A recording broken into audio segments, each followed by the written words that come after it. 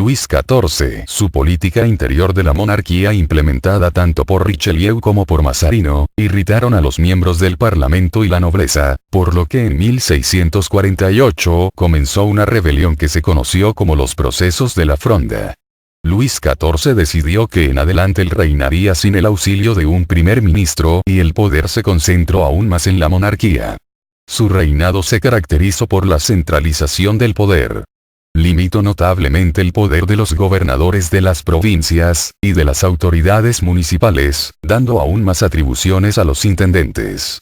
Además, creó una fuerza de policía que servía para mantener el orden en las ciudades y a la vez, controlaba la correspondencia y a los opositores. Él debía rendirle cuentas por sus actos. El pueblo no participaba en su elección, pero el monarca estaba obligado a servirlo y a respetar la ley de Dios y actuar siempre en función del bien común para el beneficio de sus súbditos. Luis XIV deseaba recuperar para Francia la unidad religiosa. Para ello, intentó convertir a los protestantes al catolicismo valiéndose de los misioneros, pero al no tener éxito utilizó los mismos métodos violentos que los protestantes usaban contra los católicos en Inglaterra y Holanda. Luis XIV se inclinó a intervenir en los asuntos internos de la Iglesia como parte de su política centralista. Esto le ocasionó continuos conflictos con la Santa Sede.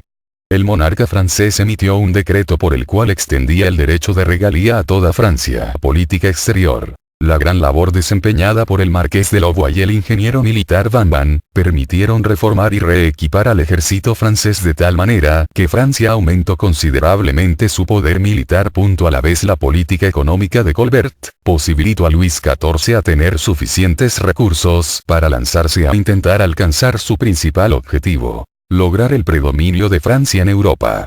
Antes de morir, en 1715, Luis XIV nombró en su testamento como sucesor a su bisnieto, el futuro Luis XV. Pero cuando esto ocurrió apenas tenía 5 años, por lo que Felipe, duque de Orleans, se hizo cargo de la regencia hasta que cumpliera la mayoría de edad. El Palacio de Versalles, o Castillo de Versalles, es un edificio que desempeñó las funciones de una residencia real en siglos pasados. El palacio está ubicado en el municipio de Versalles, cerca de París, en la región Isla de Francia. Su construcción fue ordenada por el rey Luis XIV, y constituye uno de los complejos arquitectónicos monárquicos más importantes de Europa. Con 7.3 millones de visitantes en 2012, es también uno de los sitios turísticos más importantes de Francia. Con sus 3 palacios, sus jardines y su parque, Versalles es un dominio inmenso. Si bien Luis XIII hizo edificar allí un pabellón de caza con un jardín, Luis XIV es su verdadero creador, ya que le dio su amplitud y determinó su destino. Construcción. Luis XIV dejó París y decidió construir Versalles como una pequeña ciudad alejada de los problemas. Tendría varias etapas constructivas, marcadas por las amantes de Luis XIV. Primera etapa, 1661 a 1668. Sería un palacete de caza al que se añadieron 2 alas laterales que, al cerrarse, conformaron la plaza de armas. Son fachadas de ladrillo y unifica la cubierta usando también la pizarra y las mansardas. Segunda etapa, 1668 a 1678. Luis XIV pretende trasladar definitivamente la corte a Versalles. Se añaden las 2 alas laterales para dar prioridad visual al jardín, realizado por André Lenotre. La fachada que da al jardín está construida siguiendo el modelo italiano. Un primer piso de sillares almohadillados. Un piso noble de doble altura con crujías retranqueadas, jugando con entrantes y salientes y alternando columnas y pilastras. Por último, un tercer piso que sería el ático, rematado por una serie de figuras escultóricas, trofeos y jarrones, que casi no dejan ver la caída de la cubierta, la cual no es muy inclinada. Llegaron a vivir en él hasta 20.000 personas. Tercera y última etapa, 1678 a 1692. En esta ampliación, realizada por Mansart, se construyó la capilla real en el ala norte del palacio, a doble altura y con acceso directo a cota cero desde el exterior, estando la tribuna real situada en el piso principal, desde donde el rey y su familia asistían a la misa. El jardín de Versalles es clasicista, ordenado, racionalizado. Con el paisajismo se obliga a la circulación. Crea una organización que relaciona todas las esculturas y fuentes y ensalza la monarquía. Las esculturas se señalan unas a otras. Progresiva civilización del jardín. Muy ordenado, podado y cuidado en la zona próxima al palacio, y después se va asilvestrando, es decir que se hace más silvestre a medida que nos alejamos del palacio. 3 siglos después de su creación, el dominio sigue siendo considerable pues cuenta con 800 hectáreas, originalmente eran unas 8.000 hectáreas, 20 kilómetros de caminos, 200.000 árboles, 35 kilómetros de canalizaciones, 11 hectáreas de techumbre, 2.153 ventanas y 67 escaleras.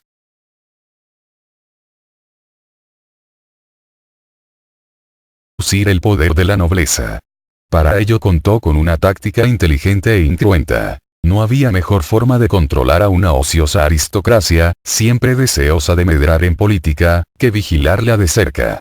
Para ello, era necesario que la corte fuera un lugar de presencia obligada y, a ser posible, deseable para cualquier aristócrata que se preciara.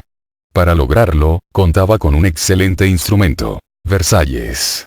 Ubicado a las afueras de París, Versalles había sido uno de los cotos de caza preferidos de Luis XIII. Su hijo no quiso borrar esta condición, un vínculo que, de algún modo, legitimaba la dinastía y, pese a las reformas realizadas, respetó las estancias del antaño pabellón de caza que levantara y conservara su padre. Luego, convertido en una espectacular residencia, en mayo de 1682, se trasladó allí oficialmente junto con toda la corte.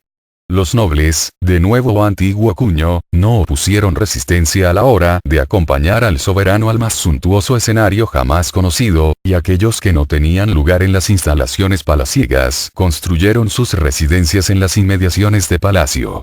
El monarca había conseguido su objetivo. Los nobles iban a permanecer a los pies del trono la mayor parte del año. Luis XIV repartió los cargos más importantes de la administración del reino entre plebeyos o nuevos aristócratas. La medida le aseguraba su fidelidad y le permitía apartarlos de sus puestos si no compartían u obedecían sus criterios.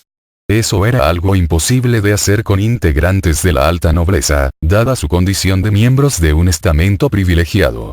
Muchos de estos nuevos aristócratas procedían de la burguesía, un estamento que obtuvo de la corona toda una serie de medidas económicas que favorecieron la industria y el comercio. Al tiempo que garantizaron su despegue como clase social, estas disposiciones darían a la burguesía los medios suficientes para, al siglo siguiente, tomar las riendas sociales y culturales del país. Así, con el tercer estado bien asentado y la nobleza sometida a la corona, tanto por agradecimiento como por miedo a perder su privilegiado ritmo de vida, se conjuró cualquier posible levantamiento y se logró la pacificación interior del reino, una situación que se perpetuaría hasta el estallido de la Revolución Francesa.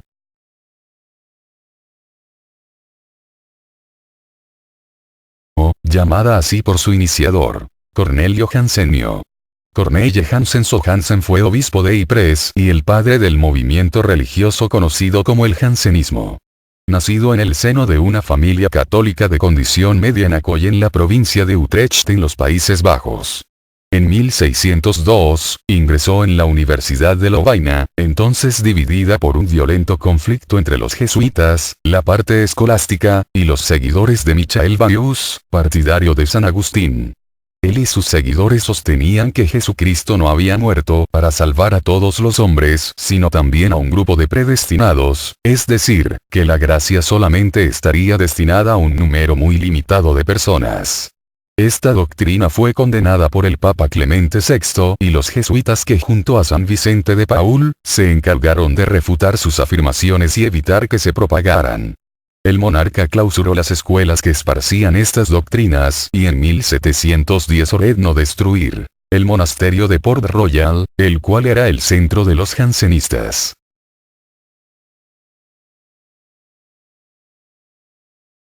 Figura de Juan Bautista Colbert, eficaz funcionario encargado de la hacienda, aplicó los principios del mercantilismo en Francia, cuya economía estaba en situación lamentable. Inmediatamente saneó las cuentas públicas y eliminó los gastos innecesarios. Obligó a los cobradores que habían robado dinero del Estado a devolverlo, recuperando importantes sumas para la corona. Esto permitió tener recursos suficientes para costear las guerras de expansión de Francia y para bajar los impuestos. Este mismo fomentó el desarrollo de la agricultura, la ganadería y la industria. Favoreció las industrias locales a las cuales protegió con medidas tendientes a privilegiar la producción francesa por sobre la extranjera. Para ello aumentó los impuestos aduaneros sobre las mercaderías importadas.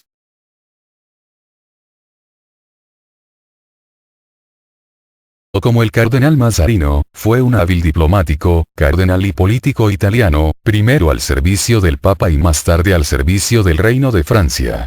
Fue el sucesor del cardenal Richelieu como primer ministro. Mazarino, quien no era sacerdote, obtuvo el nombramiento de cardenal a propuesta del rey Luis XIII, por los servicios prestados a la monarquía. Su legado, además de su herencia en el ámbito político, Jean-Baptiste Colbert fue secretario personal de Mazarino y su sucesor. Mazarino legó al rey todos sus bienes, que se calculan como la mayor fortuna privada del antiguo régimen, doblando incluso la que había amasado su predecesor, Richelieu. 35 millones de libras, 8 millones de las cuales en efectivo, tanto como los fondos del Banco de Ámsterdam, el banco más importante de la época, depositadas en distintas ciudades. El desmesurado enriquecimiento del cardenal se produjo en menos de 10 años. Se supone que sobre todo a base de especular con los fondos del Estado o el valor de las monedas, y con jugosas comisiones obtenidas, a través de testaferros, sobre el aprovisionamiento de los ejércitos. El joven rey tardó 3 días en aceptar formalmente la herencia, pero al poco la devolvió a sus herederos.